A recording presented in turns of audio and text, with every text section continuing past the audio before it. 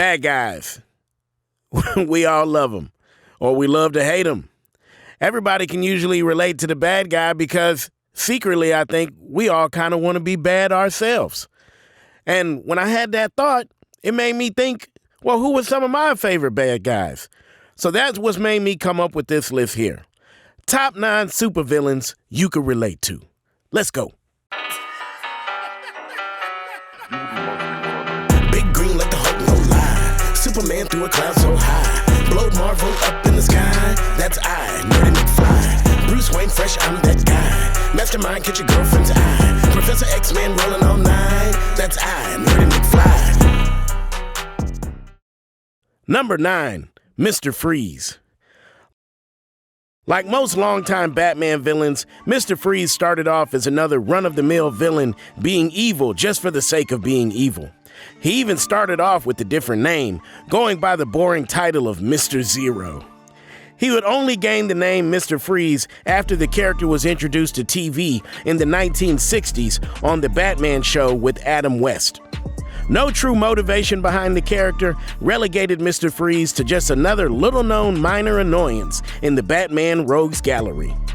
Once again, though, TV wound up being the savior for Mr. Freeze, as his backstory was revamped for the Batman animated series. Now, Victor Freeze, pronounced Freeze, get it, was painted as a sympathetic character who was only trying to save the life of his beloved wife, Nora. Fans of the show were captivated by the new Mr. Freeze, and the comic books quickly added this new backstory to his character there. Now, almost 25 years later, we're all still captivated by the love-torn villain. Most of us know the extremes we'd go to save the ones that we love. Number 8, Magneto. By now, the story of Magneto's tragic past is legendary. Shown on film from several points of view by 2 different actors in the past 19 years has fleshed out Magneto's backstory more than any other comic book villain before him. A truly sympathetic monster that every human could relate to. Each of us has been wronged in some way and wished we had the power to strike back at those who harmed us. Using the all-too-real and horrible events of World War II as his past, we are shown how Magneto was victimized already for his cultural background when he first manifested his mutant powers. Understandably, he quickly sees his new powers as a way to avenge the murder of his mother and other family members by the Nazis. In the end, though, he's corrupted to hold similar views as the Nazis, and even goes so far to rename mutants as Homo Superior. Magneto shows us how easily the hurt we experience can turn us into the same things we despise, and why it's so important to not let our hate and anger consume us. Number 7, Harley Quinn. Originally, I was not going to include Dr. Quinzel due to her newfound anti-hero status. This has only been in the last 7 to 8 years of the character, though, and came about mostly during the much-criticized New 52 iteration of the DC Universe. Since her turn to a more heroic character and massive visibility and exploding marketing potential, we already see DC, well, Warner Brothers mostly, who own DC, pivoting away from Harley's more past dubious acts with the Joker and trying to play her as more of a victim to the Joker than what she actually was. Harley Quinn was created in 1992 for the Batman animated TV series as Joker's henchman/lover. From 1992 till just around 2010-2011, every iteration of Harley Quinn, from comic book to video games, was villain through and through. Harley does deserve a place on this list. What makes Harley a sympathetic villain is also her love affair with the Joker. A talented, sophisticated, and educated woman is driven down dark paths due to a bad relationship with a controlling and manipulating man. Many people have loved the wrong person and toughed it out thinking they could change the other for good, only to end up being dragged into an abyss of pain and despair. While the Joker always has and always will be a sadistic and evil person, Harley was not just a victim. She was an accomplice.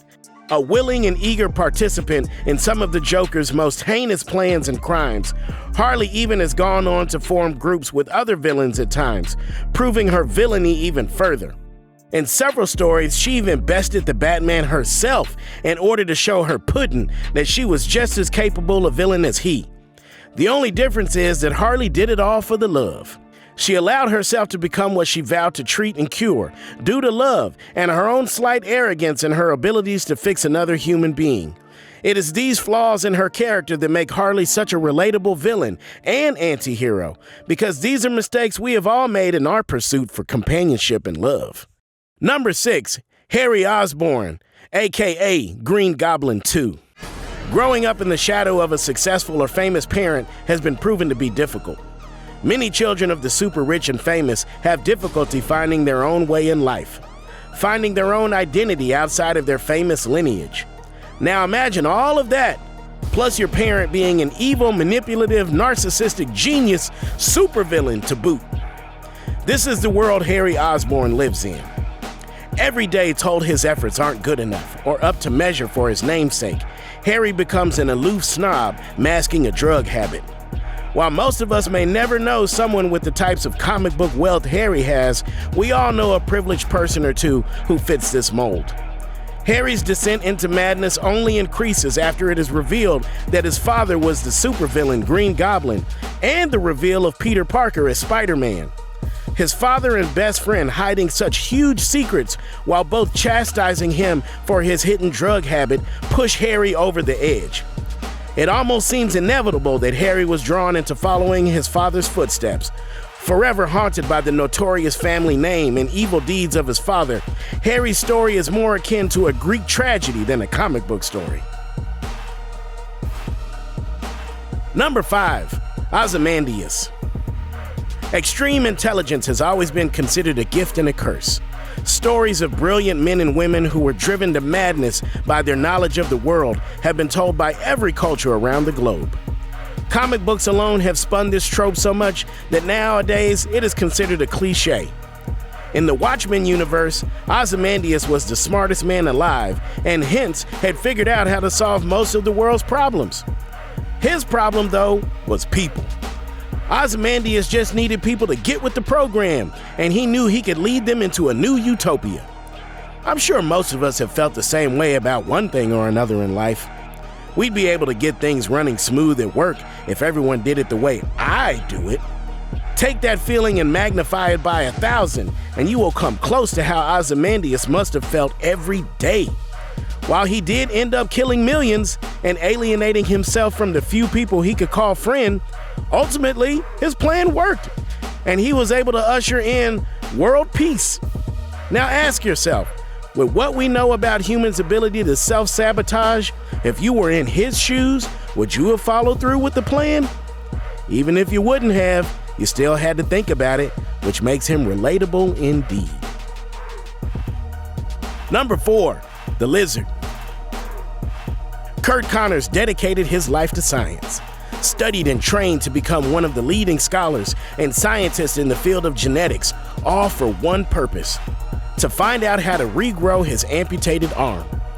I have no idea how it feels to have a physical disability, but I could only imagine the lengths I would go to get access to a missing limb. It was this very desire that led Dr. Curt Connors to cut corners, and he ended up performing his own experimental test on himself with less than stellar results. Through his very own actions, he becomes the monstrous lizard and unlocks the more reptilian side of his psyche, becoming a cold and calculating monster. Curt Connors ended up achieving his goal of regrowing his lost limb, but at the cost of losing touch with his own humanity. Many of us have lost touch with our inner selves in the pursuit of physical happiness. Number 3, Killmonger. I'll be honest, I did not read very much of the Black Panther comic books growing up. What little I knew about Black Panther was from his appearances in the random crossover events that Marvel would do all the time. Whew, my bad. So, I was very surprised to find that the Killmonger character from the movie and the comic books were not very far off from each other. In the sake of all fairness, Eric Killmonger from the movie resonated with me for very personal reasons. Both of my parents were involved in the black social movement in the 70s and early 80s, and I was just a fly. So much of the twisted rhetoric that he spouted throughout the movie was very familiar to me and reminded me how easy it was and is to become a villain through victimization. Many of us have felt the victim at times in our lives and let that lead us to becoming the one to victimize others. Killmonger, much like Magneto, had allowed his past pains and those of his people's history to justify his anger and villainous acts. With Killmonger adding in the all-too-real effects of systemic racism to not only Black Americans, but Black people globally, it's no wonder the Killmonger was right memes dominated social media sites for months after the release of the Black Panther movie. Ask yourself, if you had the chance to rule a country that could even the odds for you and your people almost overnight, would you not be tempted to do whatever it took to take the throne? And what would you do once you had it? Number 2, Poison Ivy. Now, in case my theories on a past technologically advanced global civilization are wrong, I'll say to our knowledge, at no other time in human history have we been so collectively concerned about global warming and our treatment of the planet we live on. Which also makes the Poison Ivy character one of the most relatable and relevant villains in comic books today. How Warner Brothers has not capitalized on this fact by casting her as a main baddie in one of the DCU movies is a horrendous and incredibly stupid move. With the exception, and very large exception, of the Batman and Robin movie from 1997, Bat Nipples. Every iteration of the Poison Ivy character has been fascinating and creative. Like most of Batman's rogues gallery, Ivy's motivations have changed over the years. But since the 90s, those motivations are Mother Nature's protection. She is not too concerned with the comings and goings of humans, except when we hurt her beloved nature. Sadly, this is something you humans tend to do all the time, which keeps you at odds with the Green Protector. For those of you who are gravely concerned with how you mistreat the environment, you would probably also be considered villains if you had the powers of Poison Ivy. Is the planet and all the other life it supports also not important? Perhaps you should be stopped at any cost.